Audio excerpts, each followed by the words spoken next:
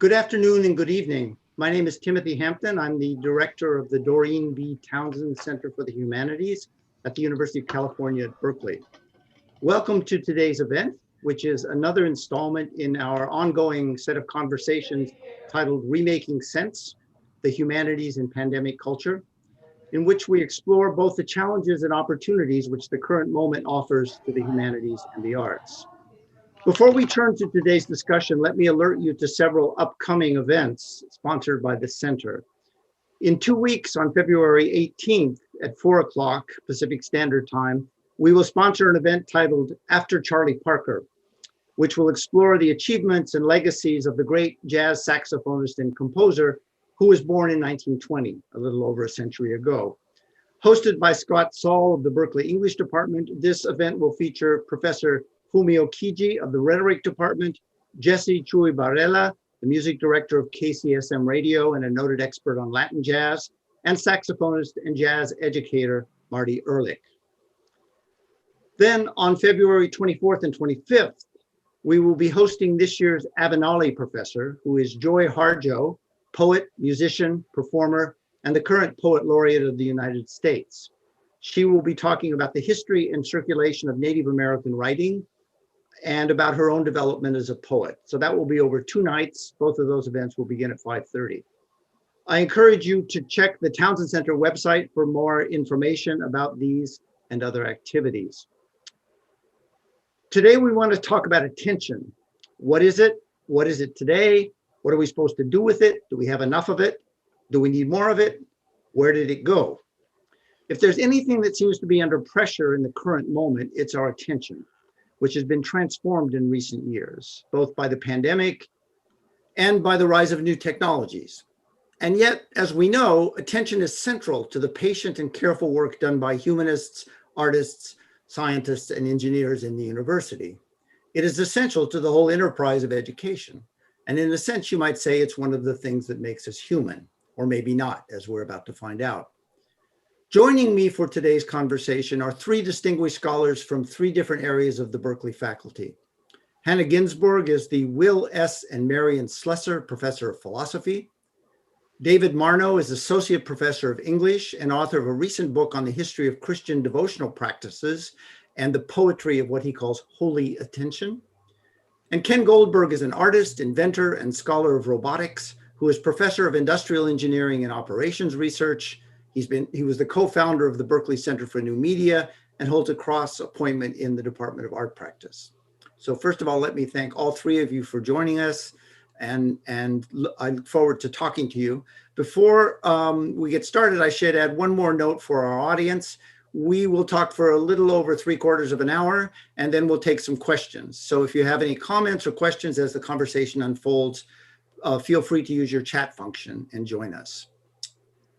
So maybe we could begin by simply talking about the current moment. And I thought I might begin by asking you, Hannah, for your thoughts. Though, of course, David and Ken, you should feel free to jump in at any time. It seems, as I said earlier, that attention has somehow changed in recent years. And I'm wondering what that change is. What kind of change have we seen, if indeed we have seen one? Is it a qualitative change? Is our attention different now than it used to be? Or is it a quantitative change? Do we just have less of it than we used to have? So I'd love to hear your thoughts about this. Yeah, well, I definitely think that there has been a change and many changes. But I think the main thing is, well, actually, I think there are 3 things. One is that there are many more demands on our attention than there used to be. And I think I'm thinking about really the last 20 or 30 years. I'm not just talking about the very present moment.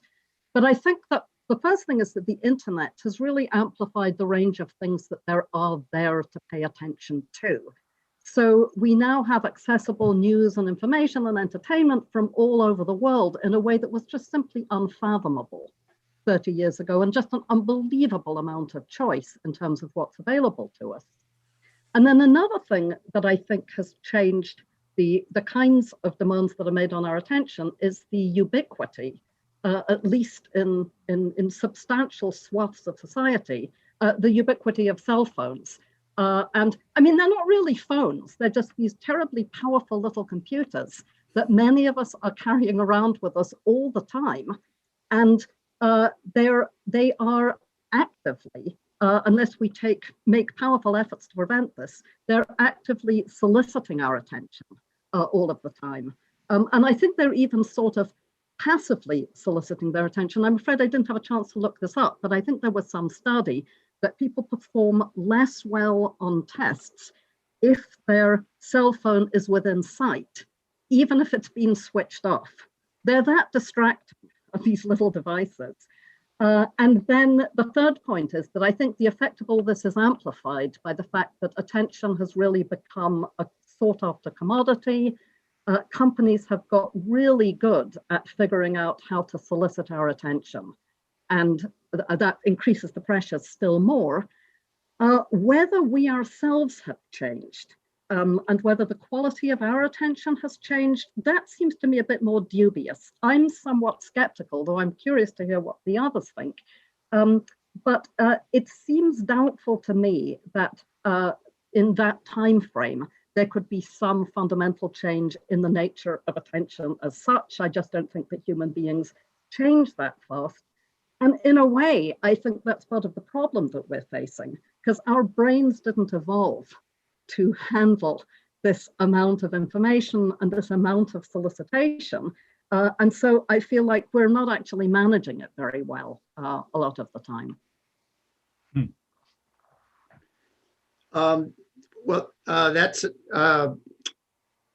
disturbing news. I feel like I should be evolving quicker as we speak here. I'm way behind the game.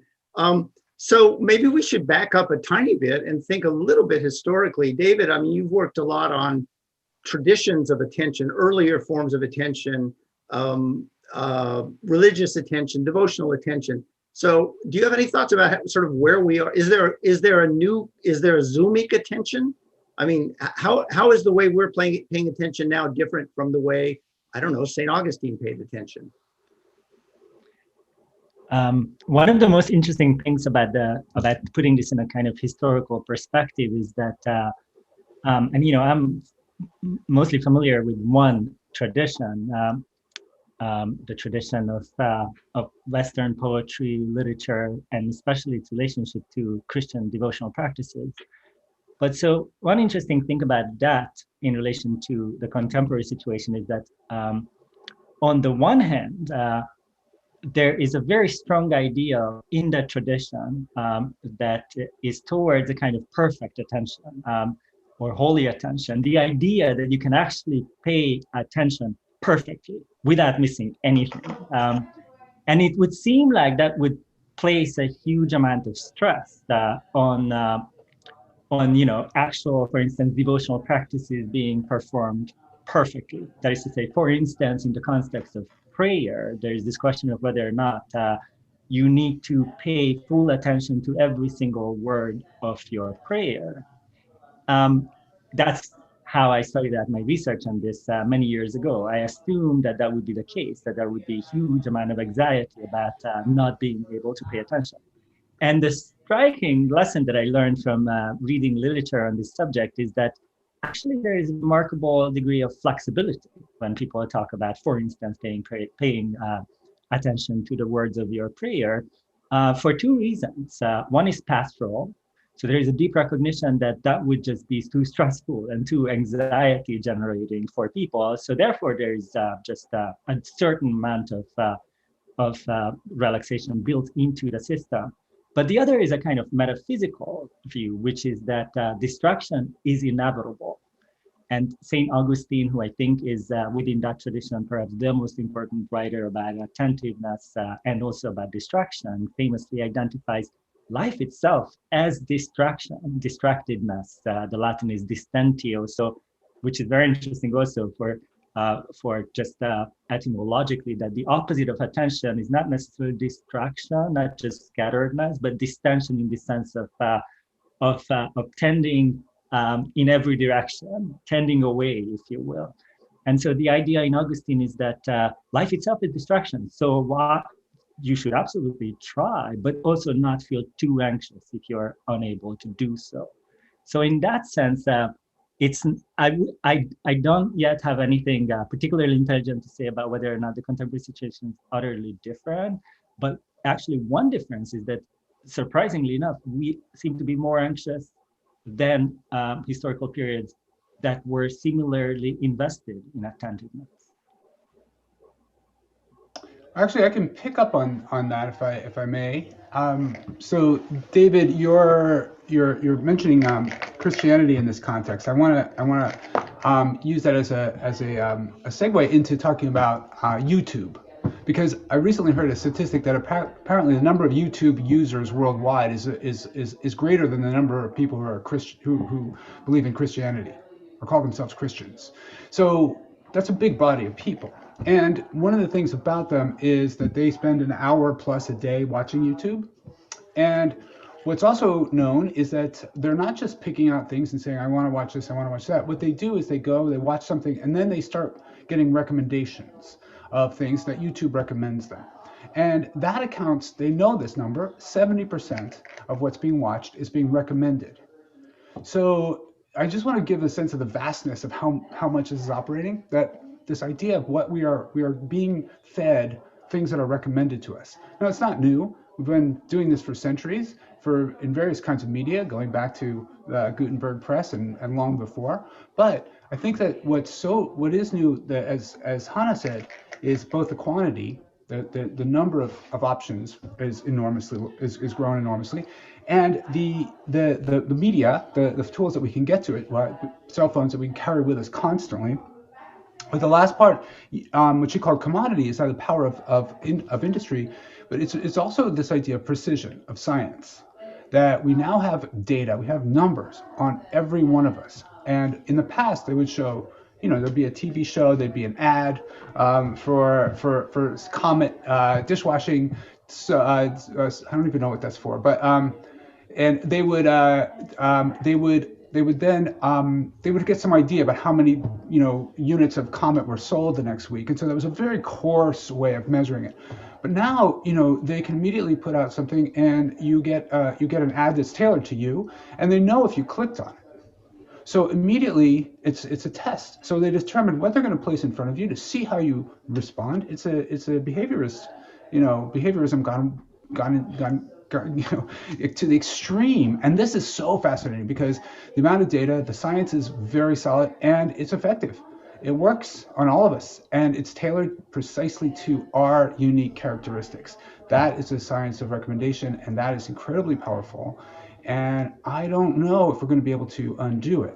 I think that it's related to the roots. As David mentioned, the etymology, the tension is attention. It's a stretching or a reaching towards something. And we talk about legal tender, which is related in some fundamental way to paying attention. There's a monetization of it. It's a value, and it's also of limited. There's a zero sum. There's a limited amount. So I am concerned that we're reaching a point where it's becoming beyond. It's beyond the point of no return. So one of the things that strikes me listening to you talk about that, this kind of recommendation culture, which seems to, as you say, have something to do with attention. I think one of the more recent features of YouTube actually is the automatic segue. Mm-hmm. I mean, it used to be you would watch a YouTube video and then it would stop, and now it goes into something else. And I read a thing because I want to think a little bit about the politics of this. I read a thing about the situation in Brazil, because I study music, and I often watch musical instruction videos, and there was a whole thing in Brazil that there was a program of a set of musical instruction videos on YouTube, which would then lead into other musical instruction videos. And eventually, if you followed it, you would begin getting propaganda in support of Jair Bolsonaro's government. So you would move from being a kind of, garage band, drummer, to becoming a kind of neo-fascist political actor. And it was all done kind of seamlessly through YouTube. That, as you say, it's a terrifying phenomenon. So maybe we could talk a bit more about the kind of politics of YouTube, because we seem to, or the politics of attention, because we seem to be living in a world, especially over the past 4 years, where attention is political and politics is attentive.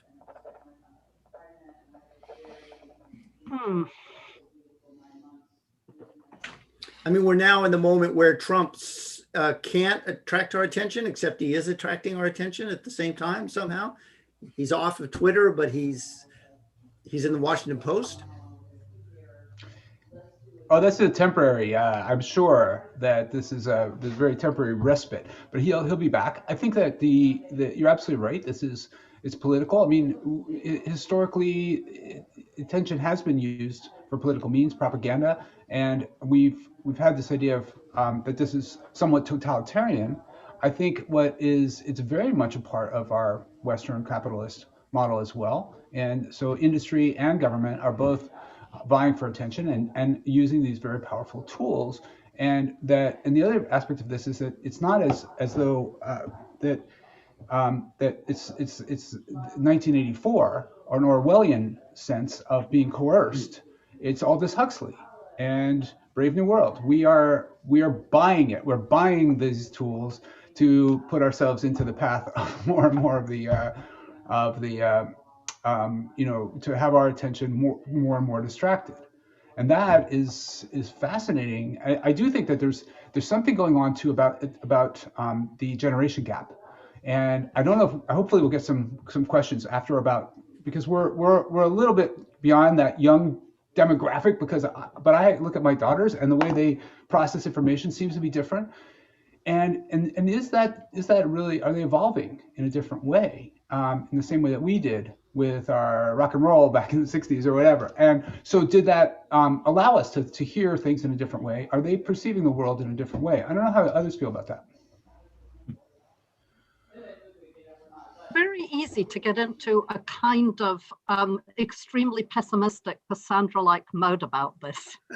And while Tim was talking about these well, actually both Ken and Tim were talking about these recommendations, I was actually trying to find like some positive aspect in this.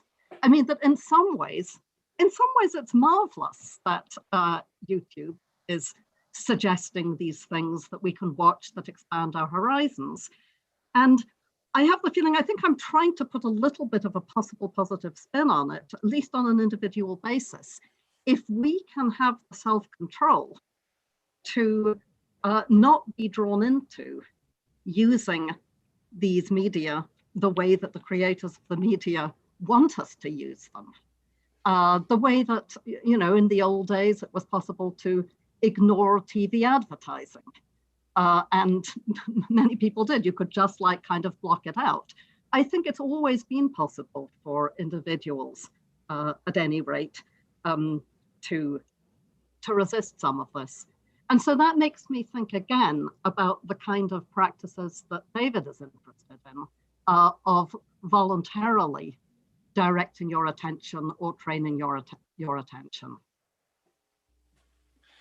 Yeah, if I can just jump in there, I've been thinking about this same question, especially because of the connection that Hannah is drawing between the will and attention. And this is not directly related to the political questions, although I think it has consequences for that. So one interesting question, I think it's just a philosophical question, maybe cognitive psychological question, is there such a thing as attention as a kind of human faculty in the first place? Or is attention somewhere else? And at least one current philosophical theory, this is especially associated with Christopher Moll's work, is that attention is simply the unison of all of our cognitive faculties and operations and perceptions and so on and so forth, really on the analogy of music. That is to say that attention is the way in which the entire orchestra is working and is being directed towards something.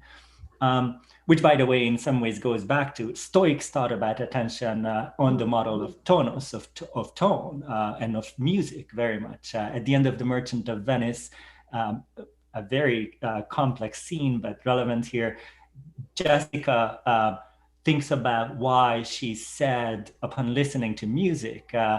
And it's explained to her that it is because she's tuned in to the music of the spheres. She's actually paying attention. And that's why it's not sadness, but attentiveness that she's experiencing.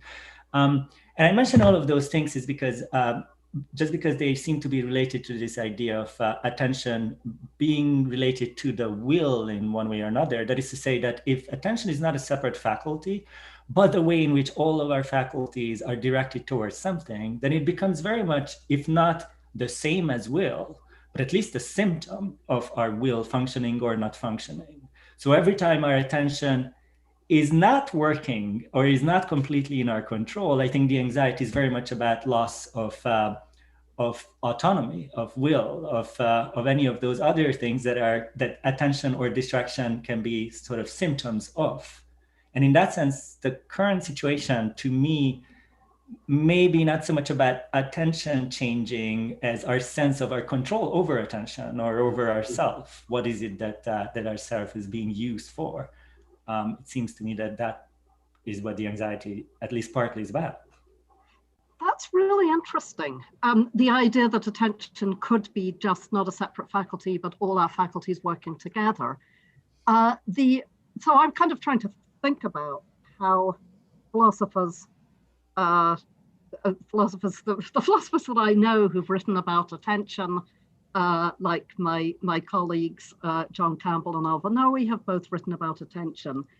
But one of the ways, I don't know that they would endorse this, but it's a different way that you can think about attention, is almost as a kind of moving spotlight, which kind of highlights this or that. So you've got all these objects arrayed in front of you, but you're able to, if we just think about visual attention, you look at all the objects in front of you, and you're able, actually without moving your head, you're able to attend to now another thing that's in your visual field. And to some extent, that seems to be entirely under your control. But in other cases, your attention can just be drawn to something, as though, sometimes it's like you're in control of the moving spotlight. Sometimes something else has grabbed onto the spotlight and is moving it around in spite of you. One thing that occurs to me in this connection is, this is something that Alva Noe has emphasized, is that, and I guess it's something that a lot of psychologists are interested in under the heading of inattentional blindness, is there's a sense in which what you don't attend to, you just simply don't see.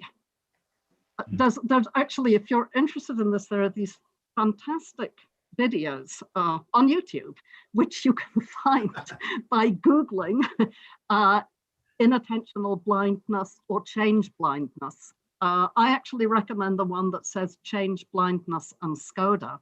And you can see, it's an ad for Skoda. I feel like this is another irony that so many companies have got hold of this inattentional or change blindness idea and used it as a marketing strategy. But you can find videos that show you the way in which what you're not attending to is just something that you're not seeing at all. But sorry, that was just kind of a bit of free associating. Well, I think it's different ways to think about attention. But that free association is actually something that's very important, right? To learn how to do that, to be able to cultivate that. I also think that what separates a really top scholar like you, Hannah, and David and Timothy, is that you're able to pay attention and focus on things that you can curate in some way, that you're really cautious about your attention, and you're able to manage the attention. And I think that's a great skill. I see that in really the best students. They can sit down and really focus on what matters. And so that's a really important thing. I think a skill. I think we're a little bit in danger, or maybe it's the opposite. Maybe that's because we're constantly being barraged, that we've developed better skills at focusing. That could be the optimistic way of looking at it. I think there's a lot of nuance here, because also, this idea, people are trying to meditate or find ways to sort of tune their attention, to be able to focus it, to manage it and control it. It's very interesting, but it can also, the other factor is that attention can eat at yourself. It can lead to this over attention, and that can lead to depression and great anxiety. So some of the drugs that are being explored now, Michael Pollan and others have written about, of where using psychedelics to relax your self-focus and be able to draw your attention outside of yourself. So can I just ask, since we're talking on Zoom here, we sort of jumped over this at the beginning, but is there a particular kind of Zoomic attention? Certainly people in our job, but probably most of the people watching today have been working on Zoom for now almost a year. What is that? Is there something peculiar to the Zoom experience that anybody wants to reflect on? You may not, nothing may come to mind, but it certainly seems to me that we are being monopolized by a particular screen relationship that is in some ways very terrifying. I think I'll be able to answer that question better after we're back in the classroom.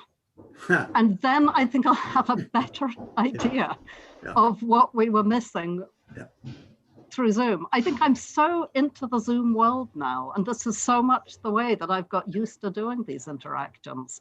Yeah. I'm really curious to know how it's going to feel to be in a room full of warm bodies again. Yeah. You know, I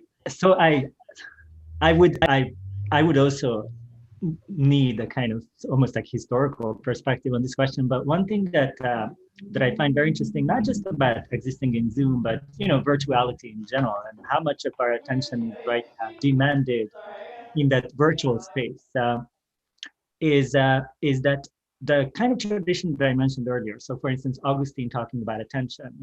When Augustine thinks about why distraction is inevitable, the theory goes something like this. It's very simple. Every time you attend to something, you're distracted from everything else. So there's just an inevitability to distraction precisely because you attend. But at the same time, it is also linked to the body. So for instance, existence in time, which for Augustine happens in part at least because of your connection to your body, the fact that you exist in space and time, is also a reason why you cannot actually focus your attention the way in which at a certain point in the City of God, he seems to suggest that God would have a kind of omni-attention. God would just be able to pay attention to everything at the same time. So not just omnipresence or omnipotence, but omni-attentiveness as well. And that's exactly what humans cannot do precisely because we have bodies. And that's just a long way of saying that one thing that I find interesting and possibly really new in paying attention in the virtual world is that there's an increasing dissociation between the body on the one hand and our attentiveness on the other hand. Computer games are a much better example for this than Zoom, but Zoom is getting there. Zoom is getting us there in terms of the educational space to a point where the body becomes, if obviously not absent, but at least less relevant, less directly related to our attention. And the consequences of that, those are unpredictable. I think a really interesting direction. But on the other, sorry, I was going to say that thank you, Hannah. One of the things I think is though that, we talked about do people change? And I have to say that in the past year, I have noticed a very dramatic change in my comfort level with this medium. I mean, a year ago, I think many of us, it was very clunky and it was really uncomfortable and there was all kinds of things. Now, after a year of forced, adoption, it's fascinating how much I'm actually very comfortable. I enjoy it. It's very nice that it's convenient. I've found that I like interacting this way. In some ways, it's better. There are advantages. I mean, for an event like this or for a lecture, and this is something I know is not true for all students, but some of them, they like it because they can sit in the front row. There's no distraction around them. They have a very clear view of what's going on. And what's also nice is it can be recorded very easily, so they can watch these classes later, rewatch them and rewind to go over nuances or fast forward over the parts they don't want to watch. So I think there's a lot of benefits, and it's fascinating that I would never have predicted that this would become so widely adopted, and if it weren't for this virus. Hannah, Well, actually, now I want to pick up on something that Ken said. So this does veer away a little bit from the topic of attention, but anyway, I've noticed that in my classes, and actually I've heard this a lot anecdotally as well, that people who one thinks would be shy about speaking up in a real classroom are much readier to speak up on Zoom. And it makes me wonder if this has something to do with attention in the body, to pick up on what David was saying. Because I wonder if the fact that you're not present bodily in the room, so to speak, people aren't looking at your body or engaging with you in this kind of spatial physical way, actually decreases self-consciousness. Yeah. You're less exposed in a way. The only thing that's there is a picture of your face. Yeah. And so there's a somewhat distancing effect. Maybe people feel freer to speak up. People, I guess I'm thinking about, in my field, women are very underrepresented, and also members of racial and ethnic underrepresented groups. People who often feel more self-conscious because they feel more excluded or marginalized. I think Zoom maybe has a leveling effect. If I may just add that's partly what I was trying to say with this connection between virtuality and attentiveness. That is to say, the dissociation between the body and the way in which we pay attention takes away a certain kind of stress that would be on the body and its relationship to our acts of attention on the one hand. The question that I have about that, or what really interests me about this, and this is based on just personal experience with video games, for instance, that when Ken was talking about how good we are as scholars in terms of curating our attentiveness, well, maybe some of us, but I also know that every time in the past, luckily a long time ago, I tried to play video games. No amount of work that I put into my work can kind of discipline and create a kind of attention that a video game just creates immediately. That is to say, there's no effort. It just happens immediately. So what I was trying to say is that in that process, I, for one, tended to forget about my body. Like, it was an experience of attentiveness that is incomparable to other experiences of attentiveness. And I think if that appears in other spheres, in education, beyond, in the Zoom world, that to me is a really interesting development and potentially very fundamentally change, something that could bring real change to the ways in which we pay attention. This is actually making me, I've been wanting to ask Ken about his work on robots and attention. And I want to ask him about it at this point, because I know that the robots obviously don't have a sense of their own body and don't have a bodily presence unless you can program that into them, maybe you can. But it's a really interesting question, how you can teach robots to pay attention. Thank you for bringing that up, Hannah. And I want to also invoke our good friend and departed colleague, Hubert Dreyfus here, because he was really the world expert on this exact topic, the role of embodiment in intelligence. And in fact, I hope we get before. I see, it's amazing we're already at the sort of last quarter of this, but that he said something really interesting about availability in the context of Heidegger, and I want to just mention that before answering your question, which was in the question concerning technology. Heidegger talks about this idea of the technologies evolving toward becoming to making our world more and more available to us, and this Gestell or inventory, and that his prediction is that we will actually turn this on ourselves, that we will make ourselves more and more available. And that is, I think, also a very much that's being very much actualized today, that we are almost always available because of our own pattern of keeping our phone on, feeling compelled to answer our emails, be there at very and 24 hours, not 24, but many hours of the day, and on weekends and on vacations.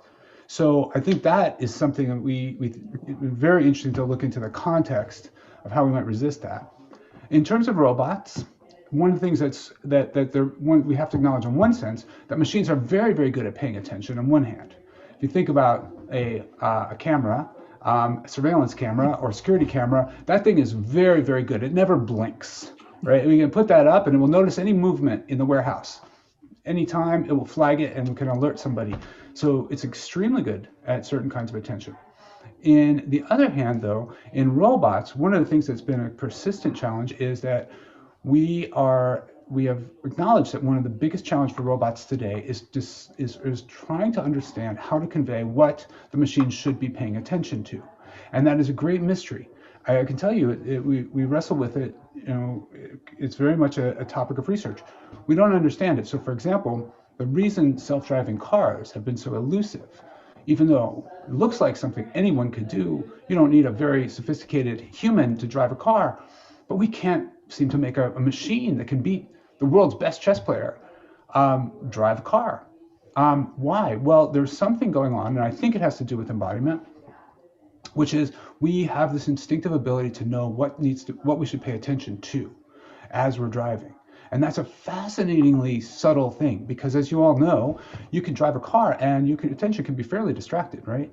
You could be having conversations, you're listening to podcasts, you're checking a map, you're doing all kinds of things while you're driving. So we seem to manage all that.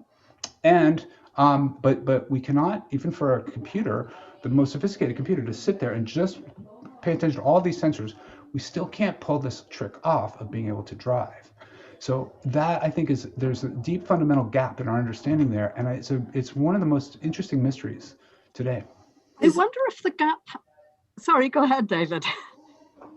No, go ahead. Okay, I just wonder if the gap has something to do not just with embodiment, but also with the social nature of human beings.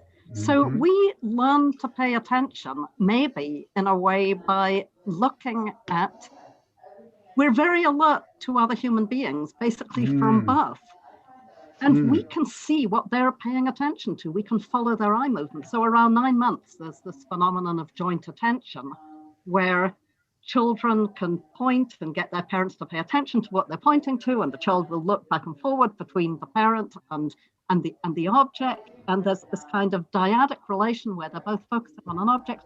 And you feel like it's in that framework of intense social interaction, even if it's just like the parent and the child. I mean, I'm using social quite broadly, but interpersonal interaction, that we learn what to pay attention to. And it's like, how are you ever going to replicate that in a robot unless you can somehow bring up the robots in community with one another and get them to focus on whatever. I mean, we're into science now.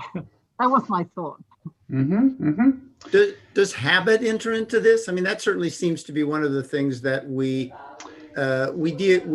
engage in when we're driving. I mean, it's a habit to shift into second when, the car needs to be shifted, right? I mean, that there's a kind of thoughtlessness about those kinds of automatic activities. So we need to teach robots to have better habits. Well, that would be nice. I'll tell you, it's a little bit like Kahneman's thinking fast and slow, right? The type 1, type 2 kinds of thinking processes, right? Some of them become integrated so that we don't have to consciously think about them. We don't have to pay attention, right? We can drive, shift gears because we just feel it. Or playing tennis or certain kinds of, or playing a musical instrument, as you're saying, which if you try to think it through, as I'm trying to do playing guitar right now, it's incredibly painful and slow. But I know that it was, I watch the professionals. They just feel it, and that's an incredible transition that seems to happen. And it's true. And in robots, just to come back for briefly, Hannah, you're onto something, because this idea of learning by experience is exactly the direction that the field is moving. That by gaining experience, by having the robot basically start very clumsy and then experience the world and continue to experience the world and refine that kind of ongoing learning, self-learning, is a very active area of research right now. It's still far from being able to be solved, but it's the current hypothesis. I find this completely fascinating for very sort of personal recent reasons, which is that, from what I'm understanding, both what Ken and Hannah were saying, the car situation is really interesting because it's one of those cases, well, the famous theory about how the car becomes part of my body, or I become able to control the car in certain ways because I extend the boundaries of my body to the entire car. And I recently had an experience that just a shoulder injury, not anything serious, a very common injury, but one of the results of this injury is that your arm becomes sort of heavy. I mean, the muscles don't fully control it, so you have to sort of lift it the way in which you would lift an object. And also when you let it down again, it kind of falls as opposed to, so suddenly you become aware of your arm being an object rather than part of your body. And suddenly you have to pay attention to it in a way that you were not paying attention to it previously. It has become a thing in the world among other things in the world rather than part of your body. And here comes the interesting thing. I went on a run with this dead arm, and 10 minutes into the run, I sprained my ankle. And it's very hard for me to, I have a minor sprain, again, not a serious one, but it's very likely, I think, and I talked to a doctor about it and they confirmed that what happened was that just because of that slight thing in the shoulder, that just did not allow my attention to create precisely the kind of unison that we were talking about. And just something was slightly off. And even though I thought I was paying attention, I couldn't quite pay attention and organize all of the tiny little muscles in my body the way in which one would in a normal situation. So it sounds like, Ken, what you're talking about is like a robot needing to do that kind of unison, like an orchestra thing. And so there's an idea of attunement here that's important. So pain certainly kills our attention then, David. I mean, anyone who's ever been around anyone with serious injury or chronic pain knows how difficult it can be to pay attention, or anyone who's ever had a serious injury. So that's an interesting interface as well. I'd say actually it grabs our attention. Yeah. It makes us attend to it. Yeah. There's a wonderful paper by the philosopher Shauna Sheffrin at UCLA, a paper about harm that makes this point about pain very beautifully. It just distracts you from other things, but in a way it doesn't kill attention. It just sucks it all up. Grabs it, right. Yeah. And that goes back to the autonomy question. I read that paper thanks to Hannah just last night, actually. And as far as I understand, the theory actually even goes beyond that and suggests that that pain, what makes pain and what makes harm sort of out of balance worse than the benefits. Why is it that we consider pain and harm more seriously than benefits, or not exactly the same way? And the argument is that because through taking away our attention, it influences a kind of autonomy, or makes us feel like we are not in full control of that situation. And that's what actually creates that lack of balance between benefits and harm.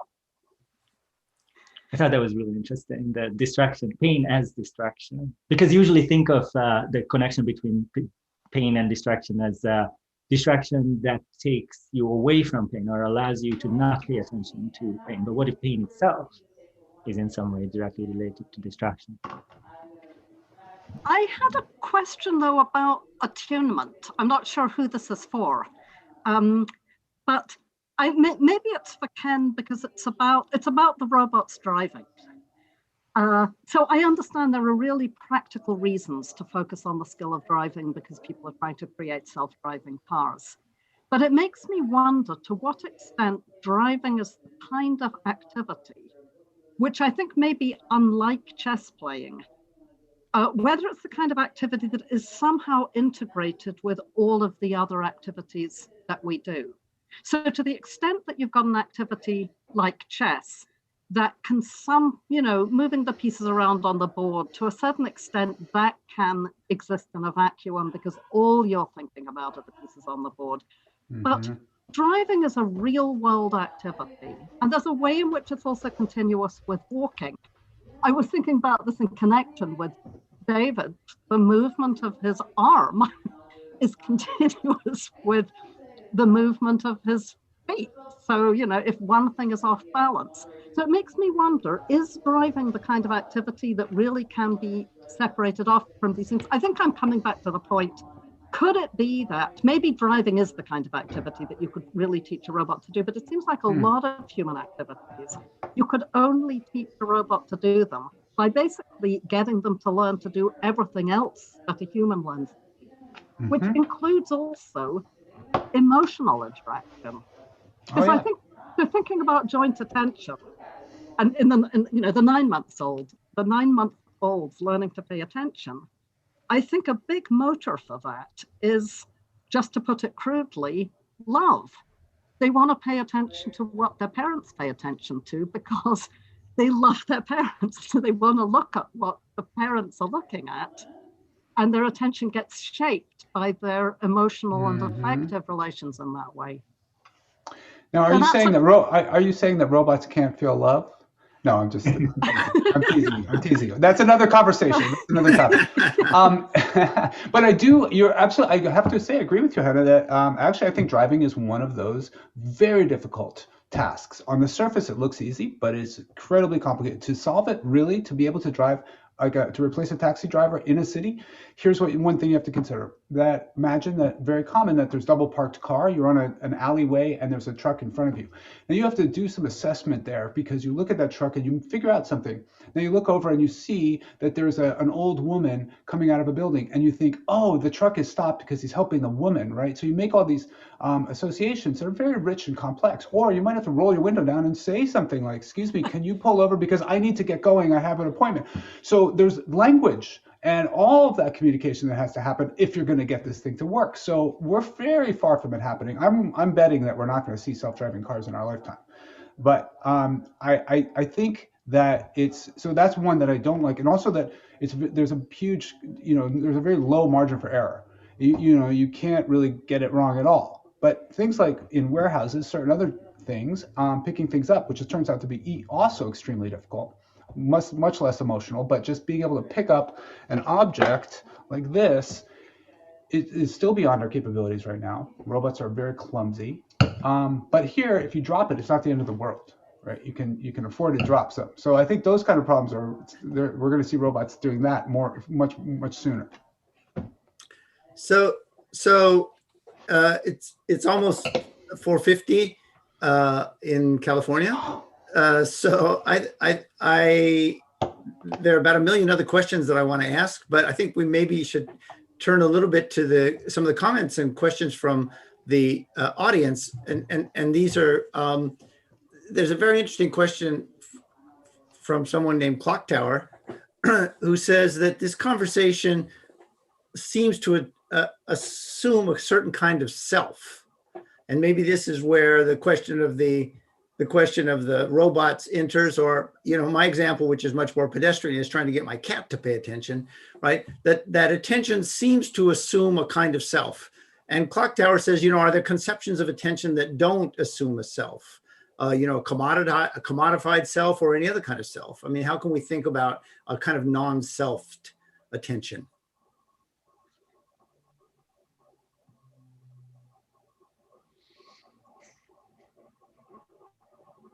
I wonder if, I sort of feel like David should have something to say about this, because I think of that as, aren't there, I know you've thought a lot about meditative traditions. Yeah. And so I'm wondering if, I come from a philosophical orientation that really does very much take self-consciousness and the existence of a self. Well, the existence is maybe a strong word. But sort of self-consciousness in the ordinary sense kind of for granted. But I know that historically there've been a lot of traditions that pay much less attention to the idea that we have individual selves. Yeah.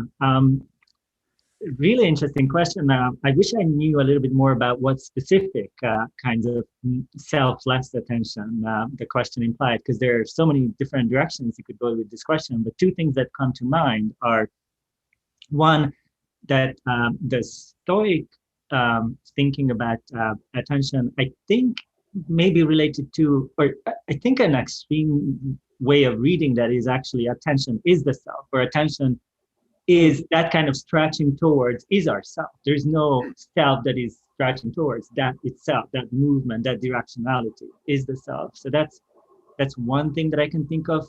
Another thing, and I think this is more directly related to what Hannah was just talking about, is the question of the will within that devotional tradition.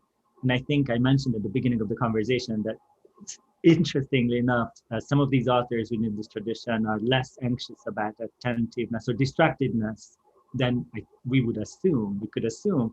And one reason for that is that there is this strong association between attention and the will and the self. Whereas, of course, in that tradition, there's deep investment in grace and divine will being more powerful and more important than the individual will. So therefore, the individual being able or not being able to control their attention to the words of the prayer and so on and so forth is much less important than the kind of openness that they invite, which is precisely not about the self, but about that space being occupied by God or whoever else you pray to. So in that sense, there is a very direct sense in which it is selfless attention. But again, I'm not sure that that's what the question is. Is that why, David, in religious traditions, we often have these calls to pray, to pay attention, hear, O Israel? I mean, pay attention, sit there and pay attention. I mean, that in order to make that dynamic happen, we have to be called upon, right? Yeah. Called to prayer. Yes. And that's where the overlap between prayers, devotional acts in general, and literature is so interesting. From the ways in which poetry very often does that, obviously, in the address. But even, I was just reading Roman comedy, and they very often begin with that kind of advertire is actually the verb in Latin, right? Like, turn your attention or turn your soul to us, towards us, your mind towards us, related to advertising. That's very wow. Tim, I wanted to get to one of the things you had brought up in an earlier discussion about the pandemic itself and the what might have changed in the last year. And I was just curious if you could say a few words about your thoughts on that and how you came to this topic. Well, I was interested in it because I've been thinking a lot about my students over the past 15 years and the way in which they seem to process information differently than earlier generations did. I think a lot about my daughters, who are both university age, and it certainly changed the ways in which I assign material to students. I think the possibilities of reading long form text. I mean, the role of long form text, which is sort of, I always thought why you went to college was to read, Ulysses or something like that. I mean, what other reason would one go to college for? Those kinds of long form text or long essays or long, decline and fall of the Roman Empire seem to be disappearing from our culture. And many of my students, younger students at least, don't seem to think in those kinds of terms. They jump around a lot. They move from thing to thing more quickly, certainly than I ever did. It's because they have access to these things. So for me, the question of attention was linked to, in a certain way, a history of reading, and thinking about the ways in which we read, and therefore the ways in which we read in university. So that's how I got interested in it. But we had a conversation earlier.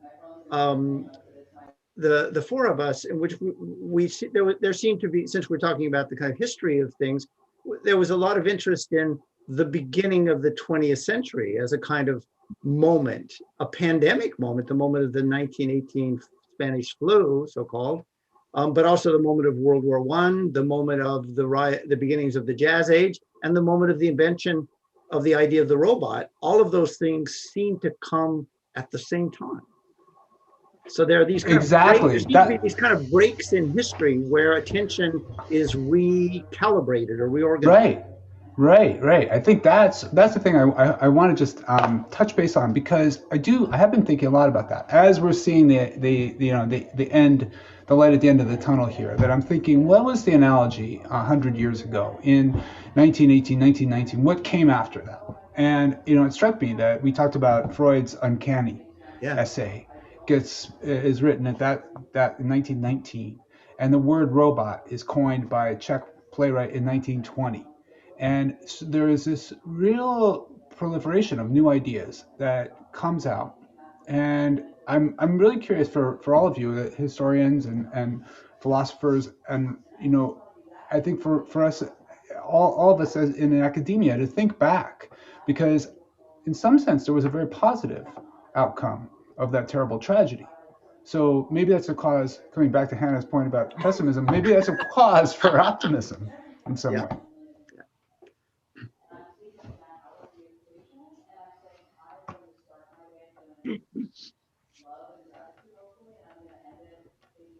I mean, Ken, you said that you don't expect self-driving cars to appear in our lifetime. But I mean, maybe that's not what you mean, but probably that's not what you mean by optimism, the appearance of self-driving cars. But one of the things that I immediately wanted to ask when you said that, and actually you kind of said that yourself, self-driving cars are here and they can drive themselves. The problem with them is not, they are already driving as good as many of us do, probably better than I do. It's just that there are legal problems. So it's the social like socially we are not able to control what they do or not, and they create problems for us in a way in which human drivers would not. No. Well, no, I would actually, no, it's interesting. I will tell you that there's a huge problem with self-driving car, the technological capability. On the freeway, it's getting pretty good. Still, I wouldn't trust a self-driving car I wouldn't trust my kids in a self-driving car on a freeway. But as you get off the freeway into an urban setting in a city, forget it. They're extremely, anything that people are talking about, and this comes up in the press very often, but it's completely false. I can tell you right now, there's no reliable self-driving car technology today. So and you're right though. In addition, it's all the social and legal and cultural aspects that'll have to be negotiated as well. But I see that as optimism because I like driving. I to some degree I feel humans have many good years ahead. That this fear about robots taking over is very, very overrated. Well, I'm so with you, Ken. but I don't want that to be. Yep, sorry. But just to go back to the earlier pandemic moment, I mean, this connects in some way to the whole occasion for this conversation. When things shut down last March in the Townsend Center, we were sort of asking ourselves, what could we do? Could we respond in some kind of way? And we've been having a whole series of events, which we're calling Remaking Sense. And the idea, and originally it was going to be called the Humanities and Post-Pandemic Culture. And then my colleague said to me, you're much too optimistic. I think we should call it Humanities and Pandemic Culture. But I mean, Ken's point is exactly right, that at the end of that 1918 moment, there was this incredible explosion of artistic activity, the jazz age, modernism in literature and painting and music and so on and so forth, and philosophy. And there is a sense that I think that when we get to the end of the tunnel, there will be a new culture that will in some way be reinvented, and Zoom will certainly be part of it. I note that we got a really beautiful comment also from one of our listeners, Natasha Schul, talking about the Zoom experience of teaching, and says, it's very true about shy students feeling less shut down and self-conscious. Big uptick in student participation in my classes. And then she has a just beautiful phrase: when students are not being paid attention, so they can themselves pay attention. And I think that's a really beautiful formula. It's a different way of formulating what Hannah was saying about students not feeling that they are the object of the gaze, or that somebody's going to be hitting on them, or that there's somebody's going to be bothering them or bugging them or making a bunch of noise. And so they really can participate in class in a certain kind of way. So that seems to me to be a really wonderful consequence that comes out of the Zoom teaching experience. We're sort of at the end of the hour, so this is a fantastic conversation. I want to thank all three of you for your generosity and brilliance and attention, and thank all of the members of our audience, both now and after we get posted on YouTube. And we wish you all the best, and we look forward to seeing you again. Thank you very much. Thank you, Tim. Really a pleasure.